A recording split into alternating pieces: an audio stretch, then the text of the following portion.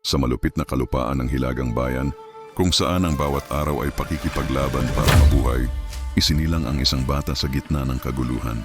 Sa tiyanang huli lang iniwan ng digmaan, ay iniligtas at pinalaki ng mga lobo. Natutunan niya ang kanilang wika, ang kanilang galaw at ang kanilang diwa.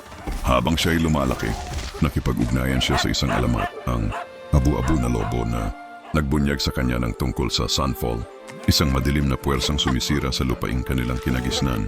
Sa gitna ng kagutuman at digmaan, tumindig si Tiana bilang pinuno. Pinag-isa ang mga tribo at pinamunuan hindi lamang ang mga tao kundi pati ang mga lobo. Ngunit ang kapangyarihan ay may kabuntot na inggit.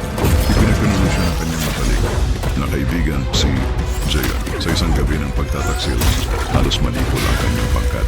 Iniwan siyang sugatan, ngunit hindi tinalo. Mula sa apo ng kabiguan siya ay muling tumayo. Mas matatag, mas mabangis. Ngayon si Chano, ang pinuno ng mga lobo, ay tumatayong ilaw sa dilim, sandigan ng pag-asa.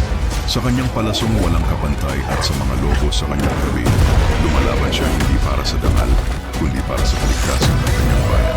Sa mundo ng Honor of Kings, hindi malilimutan si Chano, isang alamat ng pagkakaisa, pagtitiis, at katapangan para sa sarili ng tadhana. Kung di ka pa nakafollow sa channel ko, please like and subscribe at pindutin ang notification bell para sa next upload video.